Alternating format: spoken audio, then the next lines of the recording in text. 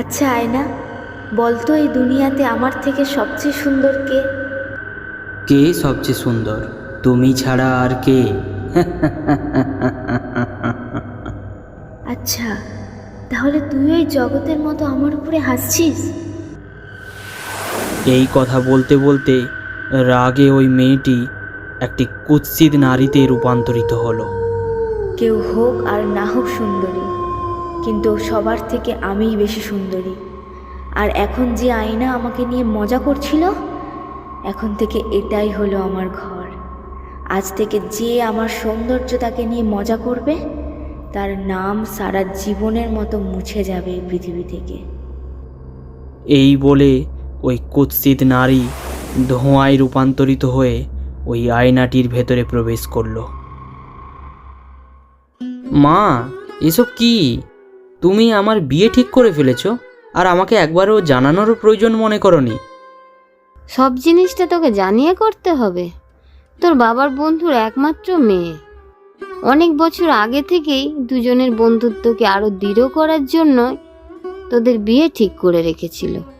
আর এখন যখন সেই সঠিক সময় এসেই গিয়েছে, তাই কিছু নিয়ম কানুন পালন করার জন্য ওদের বাড়িতে ডেকে পাঠিয়েছি। মা, তুমি সোজা ওদের বাড়িতে ডেকে নিলে? একবারও জানতে চাইলে না আমি কাউকে ভালোবাসি কিনা? দেখ, সব কিছু ঠিক করা হয়ে গিয়েছে। তুই আবার কালকে ওদের সামনে কোনো নাটক করিস না।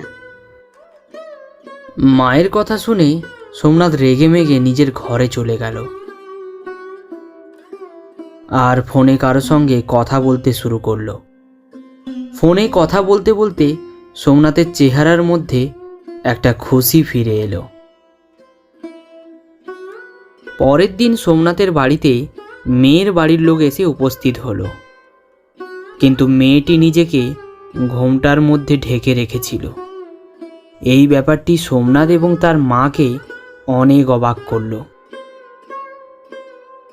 আরে, এ কি? তুমি তোমার মুখটা ঢেকে রেখেছো কেন? মা, তোমার মুখটা তো দেখাও। আসলে বৌদি, আমার মেয়েটি একটু লজ্জাবতী, আর আপনাদের কখনো দেখেনি তো, তাই একটু লজ্জা পাচ্ছে আর কি। বিয়ের পর সবই ঠিক হয়ে যাবে। এসব কথা সোমনাথের মায়ের কিছু বোধগম্য হলো না, কিন্তু আর বেশি কিছু জিজ্ঞাসাবাদ না করে নিজের স্বামীর প্রতিজ্ঞা পূরণ করার জন্য সোমনাথের বিয়ে দিয়ে দিল। কিন্তু বিয়ের রাতে সোমনাথ রেগে গিয়ে মাকে বলে, মা, তুমি আমার কথা শোনোনি না? দেখো আমাদের সঙ্গে কি হয়েছে। আমাদের সাথে খুব খারাপ হয়েছে। খারাপ হয়েছে? কি খারাপ হয়েছে? আরে, এই মেয়েটির মুখে বড় বড় ব্রণই ভর্তি। আমার একে একদম দেখতে ভালো লাগছে না। দেখতে খারাপ লাগছে? কোথায়? আমি একবার গিয়ে দেখি তো। পূর্ণিমা দেবী নিজে গিয়ে মেয়েটির মুখ দেখল আর রেগে গিয়ে বলল, আচ্ছা, এটাই তাহলে তোমাদের সংস্কার? এর জন্যই তোমরা আমাদের চেহারা দেখাতে চাওনি? রূপা, এ তো একদম বড় অন্যায় হয়েছে আমাদের সাথে। আই এম সরি মা, আমি আপনাদের সত্যি কথা বলতে চেয়েছিলাম, কিন্তু আমার বাড়ির লোক আমাকে বাধা দিয়েছিল। আর এখানে আমার কোনো অন্যায় নেই, বিশ্বাস করুন। আপনি চিন্তা করবেন না, এগুলো পার্মানেন্ট নয়, এগুলো চিকিৎসা চলছে, কিছুদিনের মধ্যেই ঠিক হয়ে যাবে। ধীরে ধীরে মেয়েটির মিষ্টি আওয়াজ আর তার সুন্দর ব্যবহার এবং সাথে সাথে কাজ করার তীব্র ইচ্ছায় সে কিছুদিনের মধ্যে পূর্ণিমা দেবীর মন জয় করে ফেলল। কিন্তু এদিকে সোমনাথ তার মুখও দেখতে চায় না। সোমনাথের অফিসে কয়েকদিনের জন্য ছুটি পড়েছে, এই জন্য তার মা বলল,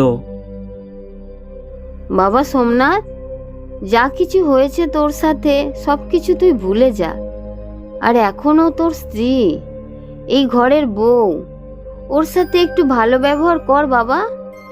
মুখের সৌন্দর্যতা এমন এক জিনিস যা আজ আছে কাল নাও থাকতে পারে, কিন্তু ওই মেয়েটি মন থেকে অনেক সুন্দর বাবা। যা বাবা, ওকে নিয়ে কোথাও থেকে একটু ঘুরে আয়। প্লিজ মা, আমাকে ওর বিষয়ে একটি কথাও বলো না।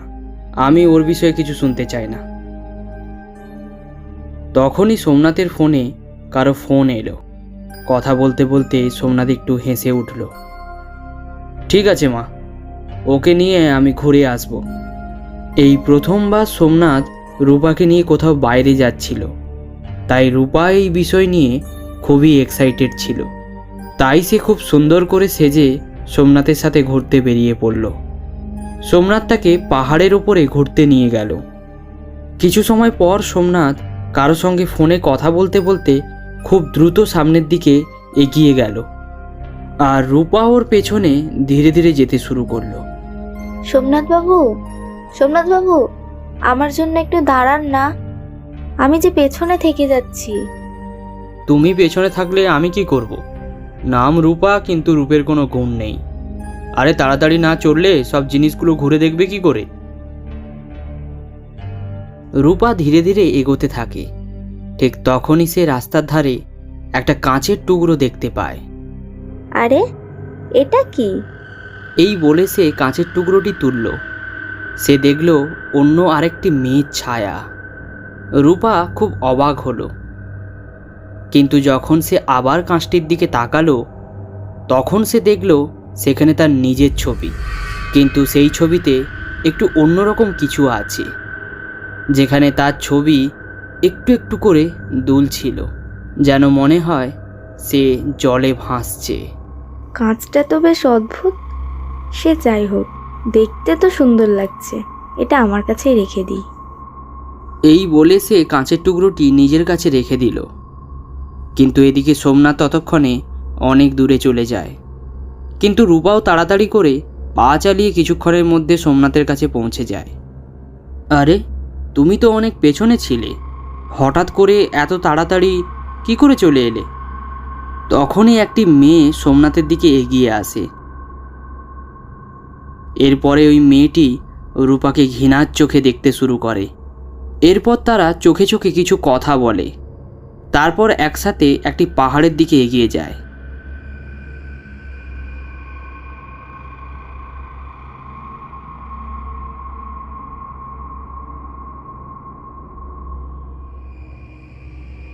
পাহাড়ের শীর্ষে পৌঁছে সেলফি তোলার বাহানায় রূপাকে তারা পাহাড় থেকে ফেলে দেয়।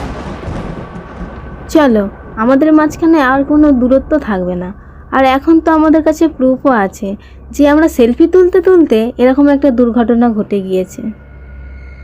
তুমি তো ভালোই প্ল্যান বানিয়েছিলে, যেখানে সাপও মরল আর লাঠিও ভাঙল না। বেশ কিছুদিনের মধ্যে আমি আর তুমি এক হয়ে যাব। বলতে বলতে মেয়েটি হাসতে শুরু করলো, আর তারা দুজনে রূপার পড়ে যাওয়াকে নিয়ে চিৎকার শুরু করে দিল। কেউ আছেন? আমার স্ত্রী পাহাড় থেকে পড়ে গিয়েছে, কেউ আছেন? বাঁচান ওকে। ওদের আওয়াজ শুনে সেখানে অনেকজন জড়ো হয়ে গেল।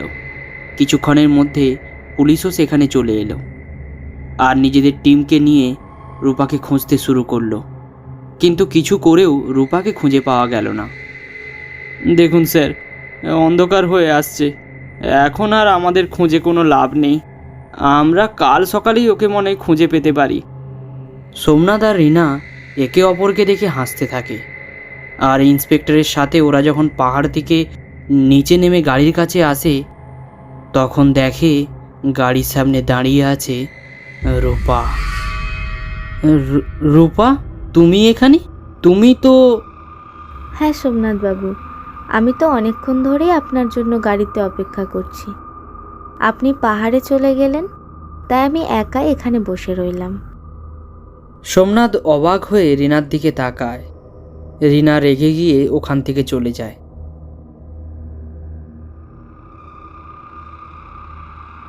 বাড়ি পৌঁছে সোমনাথ রাগান্বিত হয়ে নিজের ঘরে চলে গেল, আর তার ঠিক পেছনে পেছনে রূপাও। তার মুখে এখন এক বিচিত্র ধরনের হাসি। সোমনাথ রাগে এবং ভয়ে চুপ করে দাঁড়িয়ে রইল, আর ঠিক তার পেছনে এসে দাঁড়ালো রূপা।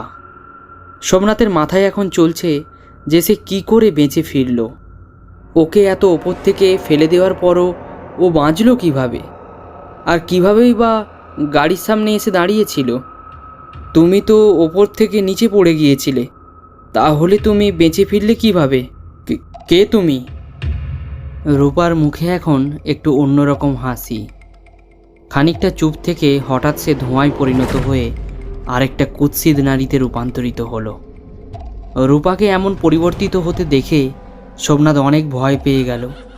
তার আত্মা যেন গলার মধ্যে উঠে এলো। তার হাত পা পুরো ঠান্ডা হয়ে গেল। তার গলা থেকে এখন আর কোনো স্বর বেরিয়ে আসছে না। এই দুনিয়াতে সবার চাঁদ পছন্দ, কিন্তু চাঁদে থাকা দাগ কারোর পছন্দ নয়। ঈশ্বর কি চাঁদের দাগ তৈরি করেননি? তাহলে মানুষের কি সমস্যা? কিন্তু তোমাদের মতো লোক সৌন্দর্যতার পেছনে এতই মগ্ন হয়ে যায় যে সে বাইরে শুধু চেহারা দেখতে চায়, ভেতরের সৌন্দর্যতা কেউ দেখতে চায় না। এখন তুমিও আমার মতো অনেক সুন্দর হয়ে যাবে। বলতে বলতে ওই নারী মূর্তিটি সোমনাথের হাত ধরল, আর সাথে সাথে সোমনাথের সারা মুখে অসংখ্য ব্রণ তৈরি হয়ে গেল। এখন তার মুখ আর আগের মতো দেখতে ছিল না। না না না, তুমি আমার সাথে এমন কিছু করতে পারো না। এর থেকে ভালো তুমি আমাকে মেরে ফেলো। খারাপ দেখতে মানুষের সাথে মজা করার প্রত্যেকটা মানুষের এমনই হওয়া উচিত। তাই আজ থেকে না তুই বাঁচতে পারবি আর না তুই মরতে পারবি। বলতে বলতে ওই নারী মূর্তি আবার সেই কাঁচের মধ্যে প্রবেশ করলো।